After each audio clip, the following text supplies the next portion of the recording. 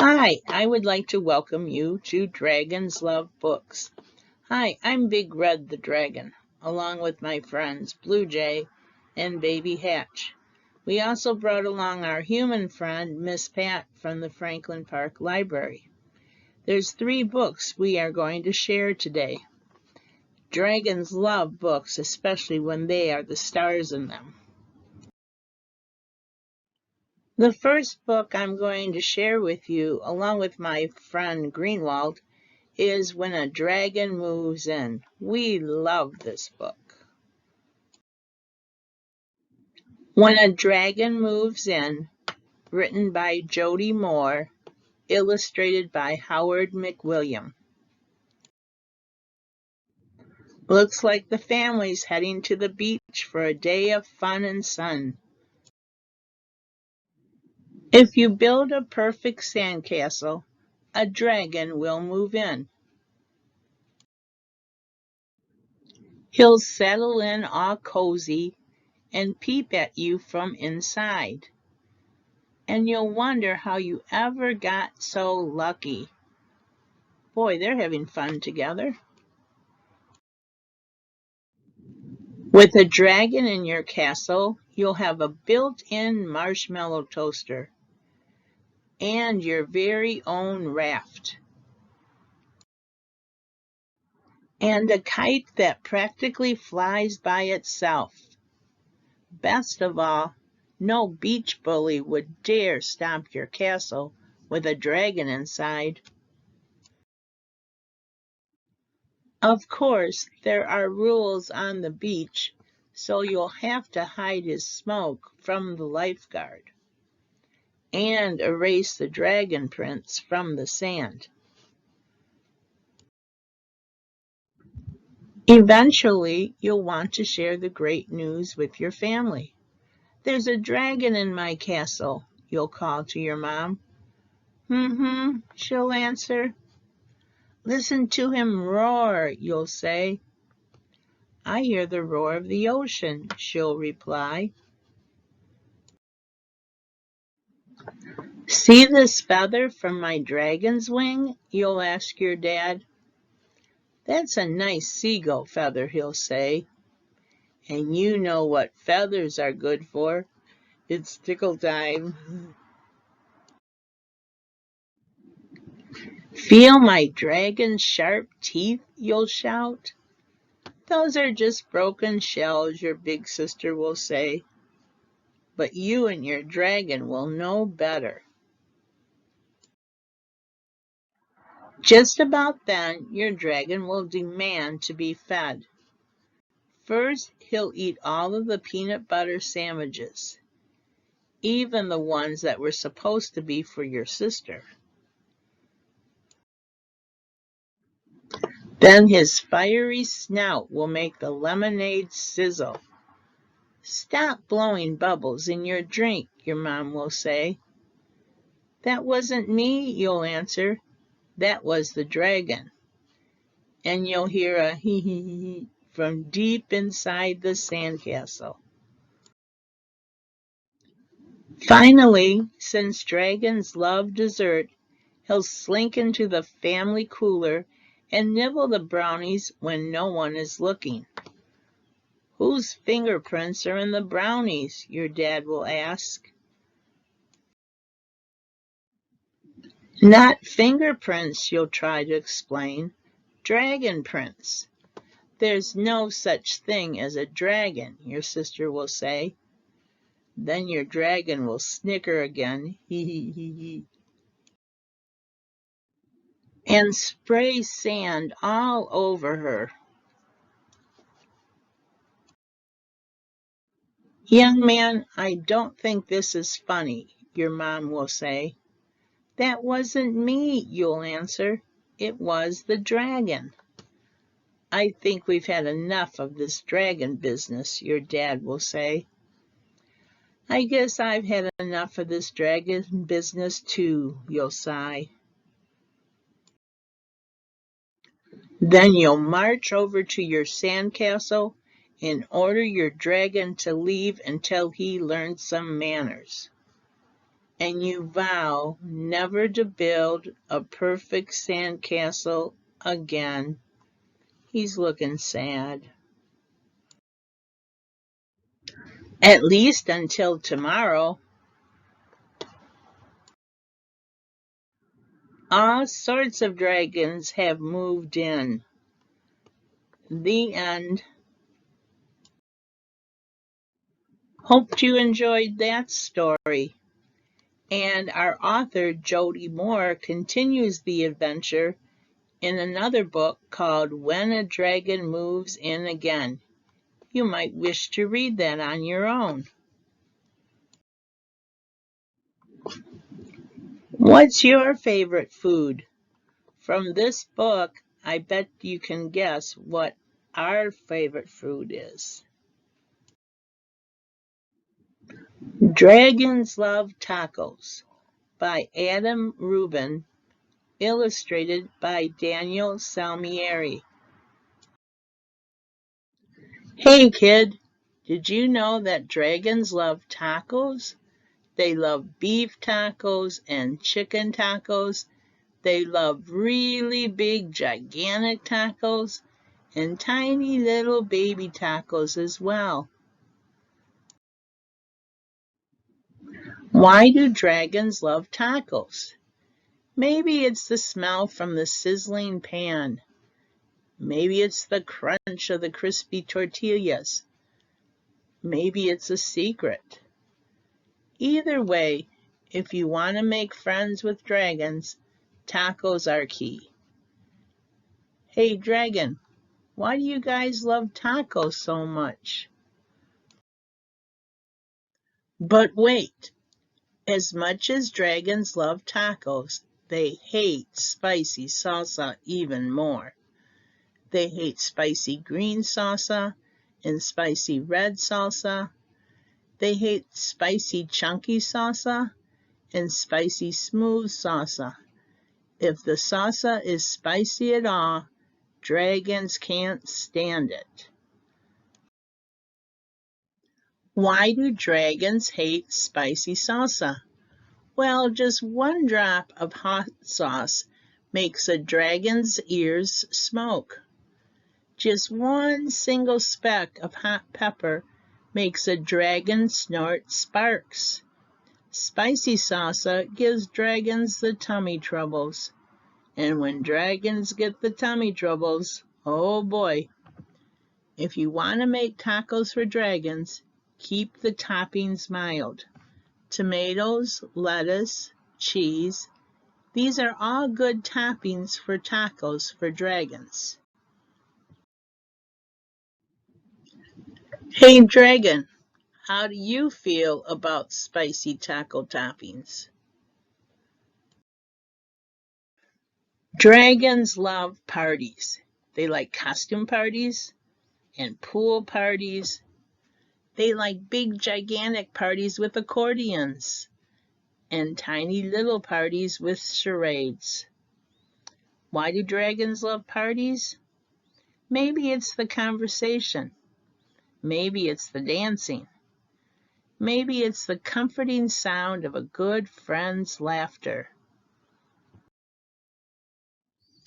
The only thing dragons love more than parties or tacos is taco parties. Taco parties are parties with lots of tacos. If you want to have some dragons over for a taco party, you'll need buckets of tacos, pant loads of tacos. The best way to judge is to get a boat and fill the boat with tacos. That's about how many tacos dragons need for a taco party. After all, dragons love tacos. Hey dragon, are you excited for the big taco party? Just remember, dragons hate spicy salsa. Before you host your taco party with dragons, get rid of all the spicy salsa. In fact, bury the spicy salsa in the backyard so the dragons can't find it. These dragons love your taco party. They love the music, They love the decorations. They especially love the tacos. Congratulations. Looks like they're having a great time. It's a good thing you got rid of all that spicy. Wait a second. What are those little green things in the salsa?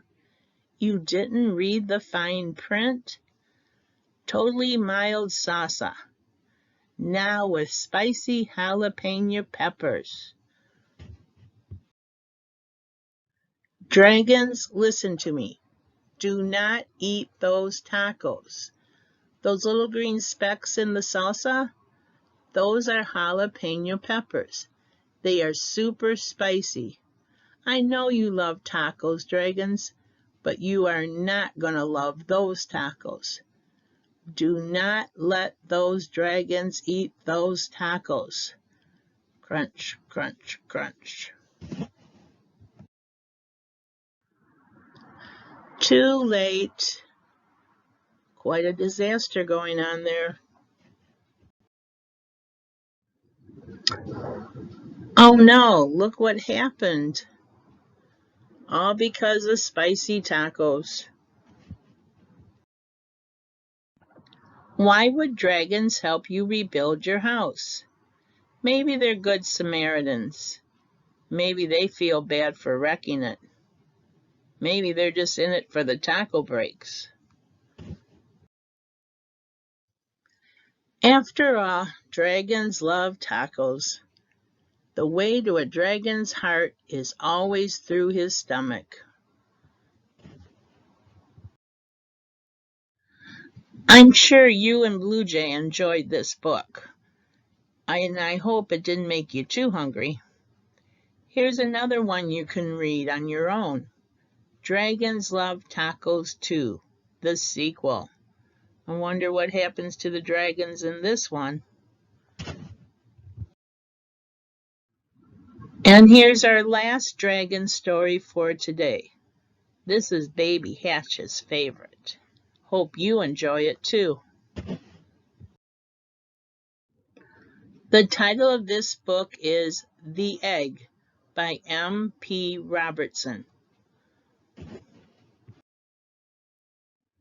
George knew something wasn't right when he found more than he had bargained for under his mother's favorite chicken. Look at the size of that egg. He moved the egg to the warmth of his bedroom. For 3 days and 3 nights, he read the egg stories. On the 3rd night, the egg started to rumble. Something was hatching, and it definitely wasn't a chicken. It's staring back at him.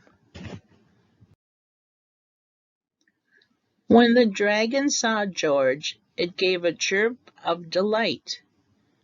George didn't speak dragon, but he knew exactly what the dragon had said. Mommy. George had never been a mother before, but he knew that it was his motherly duty to teach the dragon dragony ways. The first lesson he taught was the fine art of flying. Looks like he caught on pretty quick.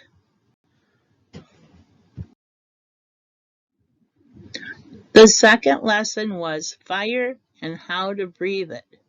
Ooh, roasted hot dogs. The third lesson was how to distress a damsel.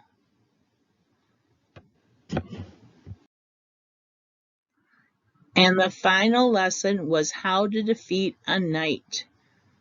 He must have done it well because George surrendered. Every evening, as all good mothers should, George read the dragon a bedtime story. One night, as he read from a book of dragon tales, the dragon looked longingly at the pictures.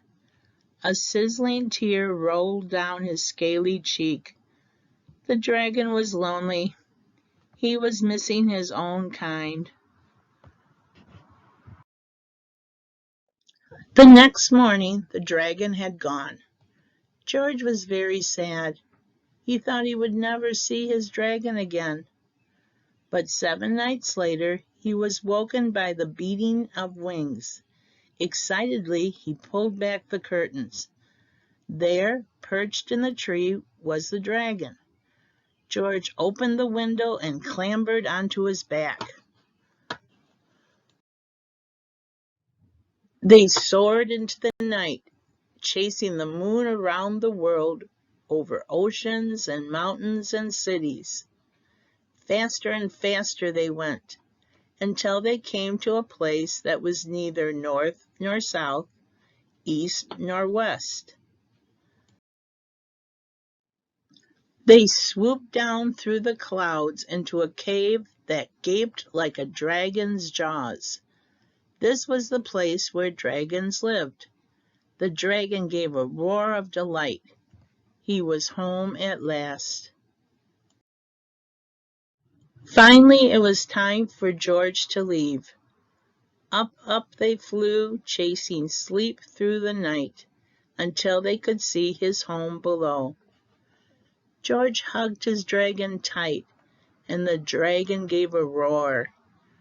George didn't speak dragon, but he knew exactly what the dragon had said. Thank you. The end. Now you can see why this is Baby Hatch's favorite book. You may wish to read the other 2 books by M.P. Robertson about the dragon and George, his friend. The name of them are The Dragon Snatcher and The Great Dragon Rescue.